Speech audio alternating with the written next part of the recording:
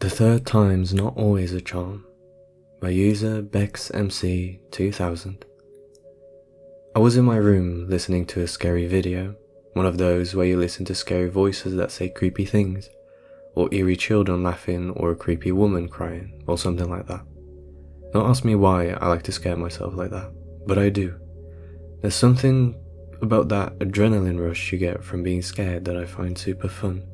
The video I listened to was a Five Nights at Freddy's video where the animatronics were talking in a creepy way and saying creepy things, nothing more than that.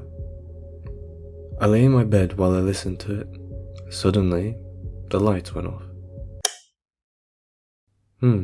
That's odd, I thought to myself. I paused the video, getting scared. I brushed it off, thinking it was probably a natural explanation to it. I had to check the fuse box. I went out of my room and the whole house was dark. I pulled out my phone from my pocket and put on the flashlight. I started to make my way towards the fuse box, but while doing so, I couldn't help but feel like someone was watching me. The entire house was engulfed in silence. I brushed the feeling off, reassuring myself that I was just scared. I got to the fuse box and flipped the switch. The lights came on and I sighed, feeling relieved. The feeling of being watched disappeared and I felt much better. I got back to my room and resumed the video. After 1 minute in the video, the lights went off again. What in the world is going on? I thought to myself. I pulled out my phone and turned on the flashlight. I made my way towards the fuse box once again. This time, however, I felt more scared than I did the first time. I opened the door to my room to find my house was again pitch black. It was night time, so there was no sun outside. I made my way cautiously towards the fuse box, feeling like someone was watching my every move. I suddenly got the feeling of someone standing behind me, but when I checked, there was nobody there. I looked around to see if I could spot something. There was nothing.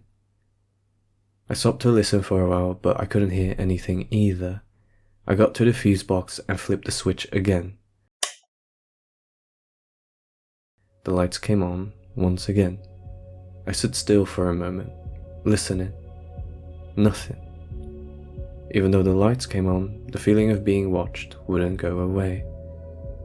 I got an idea to tape the switch, that way the power wouldn't go out again. I went downstairs and looked in the kitchen drawer for tape. To my luck, I found some in the drawer. I got back up and taped the switch so it would stay in its place. It made me feel a little better, but still, I couldn't quite manage to shake the feeling that someone or something was watching me. I got to my room again and sat on my bed. My room was just the way I had left it, nothing suspicious. I listened for a while longer. Nothing. I'm probably just scared and that's why I keep imagining that I'm being watched, I told myself. I tried to calm myself down by saying that it was just my imagination. After all, it was impossible that someone was watching me. I live alone, no wife, no pets, and no kids. Just me. I moved out of my parents' house when I was 20 years old and now I live in another town far away from them. That's the way I like it. I like being alone, focusing on myself and doing exactly what I wanted to do. I pressed play on the video again. I was still feeling a little on edge. I kind of thought it was super fun, but at the same time, the light incident freaked me out. I listened to the video for about 5 minutes when it happened again. The damned light went off for the third time. I paused the video and got really scared. This time I knew that someone had to be in the house. I grabbed a pair of scissors that was on my bedside table.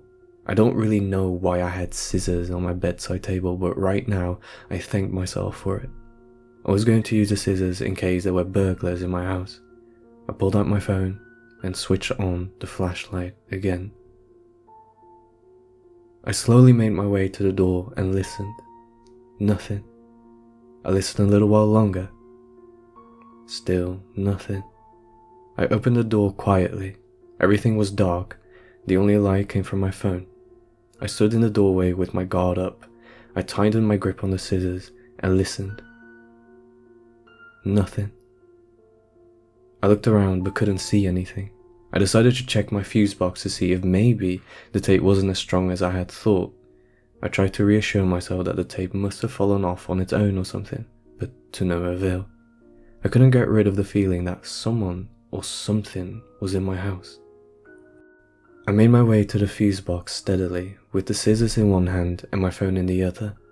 I looked around for the slightest movement but found nothing. I had an annoying feeling that someone was watching me, mocking me in the corner of my eye. I turned to look. Nothing. I couldn't hear anything other than my heart pounding loud in my chest. I just knew that someone was in my house. I got to the fuse box to find that the tape was gone. I searched all around for it, but I couldn't find it. And that's when I heard it. The most awful sound I've ever heard in my entire life. A loud screeching sound. I covered my ears thinking that I was going to die. It stopped after 10 seconds. I stood still, listening. Nothing. I was too scared to move. I stood holding the scissors and my phone, listening, waiting for something else to happen. I waited for what felt like an hour.